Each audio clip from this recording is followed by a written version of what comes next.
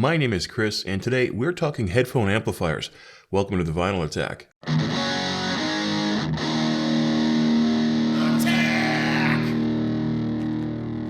I'm sure that I've mentioned this before, but I have been extremely lucky with the quality of people that I work with on this show on the review side of things.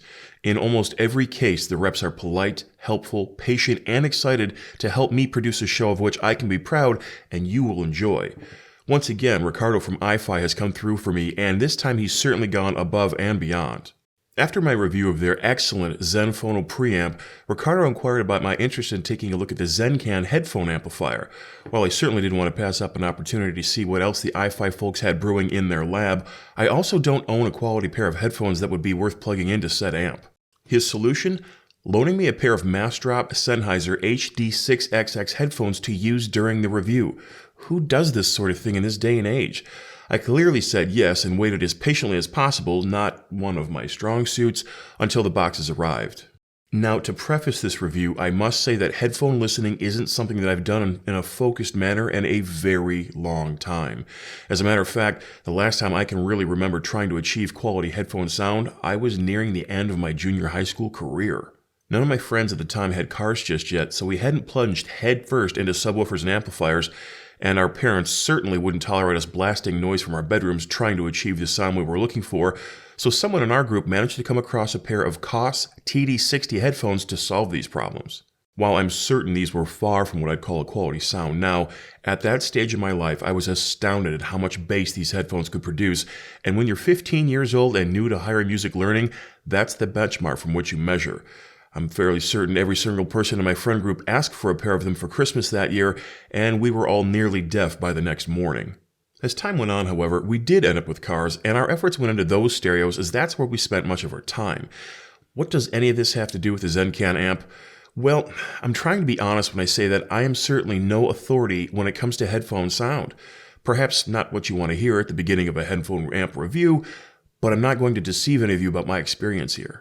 At first, I was a bit hesitant to publish this review for that very reason, a lack of experience, but then I looked at it for the positive possibility it could be. While I'm not well versed in headphones, headphone amps, or their particular sound, I do feel that I have a very solid grasp on quality sound as a whole. With this in mind, my review here would be quite raw in its observations, and perhaps that was a refreshing way to look at things. The first thing I noticed was that headphone listening is quite different than regular two-channel listening. While I'm sure that is blatantly obvious to all of you, when you haven't sat down to really give a pair of headphones a good listen in over 30 years, you might tend to forget. But, much like riding a bike, as the age-old adage goes, that feeling and memory of headphone listening came rushing back right between my ears. Sound space was completely different for me. Everything was just so immediate. While there was certainly a wide soundstage with some music, it also seemed to be right there in front of me in space, kind of in front of my face, but at the sides at the same time. Notes were clear and amazingly detailed as they just happened suddenly with every instance. It was just as if the music had no delay from when it started until it reached my brain. With all this sitting at the forefront of my thoughts, I got back to the task at hand of trying to figure out how this headphone amp sounded, and moreover, how would I explain that to you? With this in mind, what did I find with the Zen Can headphone amplifier?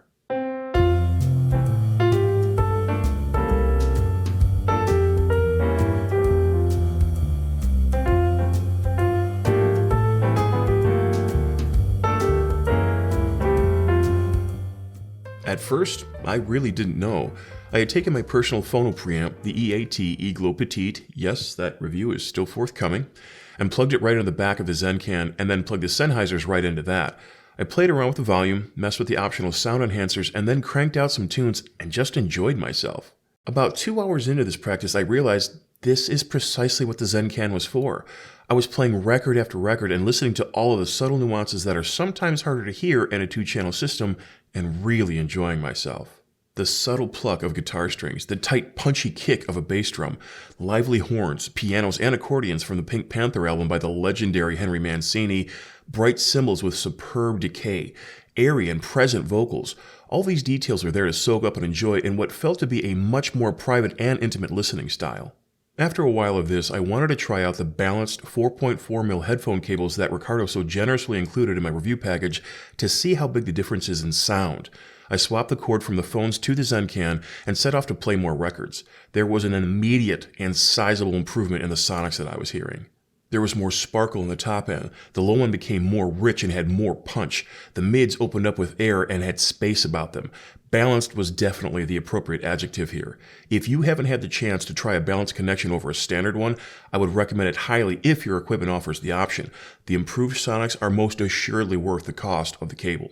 Not wanting to listen to only my system, which I know very well, I took the Fluence RT82 turntable that I still have at home, connected that to the Zen Phono preamp that's also still here, and plugged that into the Zen Can.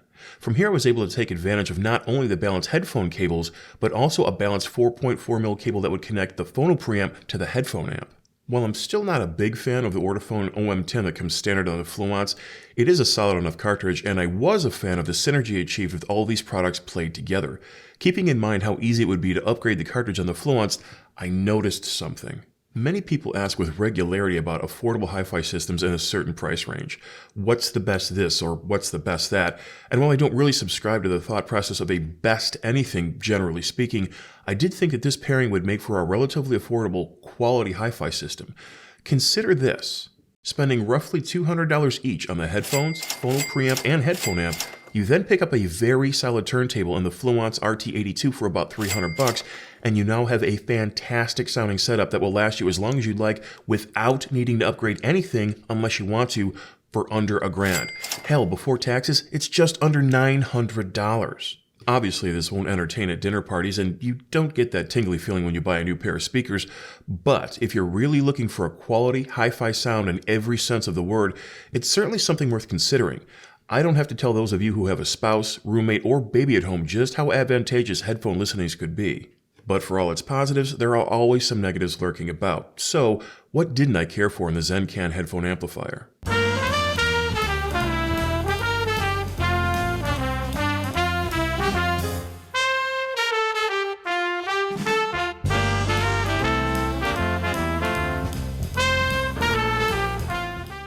As with the last iFi product I reviewed, not much. The white print on the brushed silver front is still a pain in the ass to read, but I don't see that changing anytime soon as it goes with a certain aesthetic that they're looking for. This also came with the ridiculously short power cord, which has become the bane of my existence that almost every manufacturer is using lately. Please stop this. But moving to product-specific caveats, I'll say this. While I like the inclusion of a bass boost and 3D sound enhancer in theory, I don't think they hit the mark. The bass boost was just too boomy and overpowering for me, and I think it detracted from the music rather than adding the low-end push that many people might be looking for. The 3D effect was just the opposite. While the sound did seem to be spread about a bit more, it was also made quite thin and bright. Even when putting both enhancers on at the same time, I was just met with a boomy and bright sound that made me wince more than anything. The good news here, though, is that you don't need either of these features. The standard balance from the amp is excellent right out of the box and gave me everything I was looking for. Adding in an optical port would also be ideal, but at $200, sometimes it's just tough to ask for everything you want, and it does come with 3 inputs as it is. Other than that, the only real caveat I could see would be that headphone listening may not be for everyone. This doesn't really have to do directly with this headphone amp, but you should be made aware that when listening to records this closely, you may find things in your collection you don't want to hear. Of course, the opposite of that is just as true. Without spending a good deal more money on a quality 2-channel system, you will uncover minute details in your music that you've never heard before, and that can be very enjoyable. With that said, what are my overall thoughts on the iFi Zen Can headphone amplifier?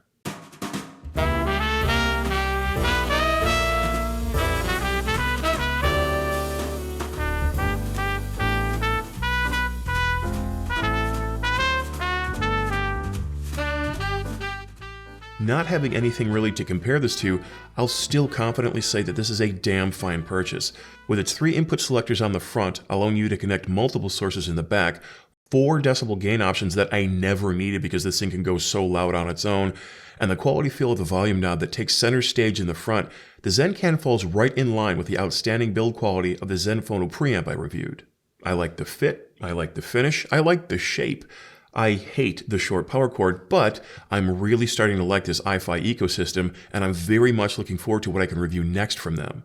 Thank you to all of my patrons on Patreon who help make this show possible. Thank you for dropping by to watch, and I look forward to next time.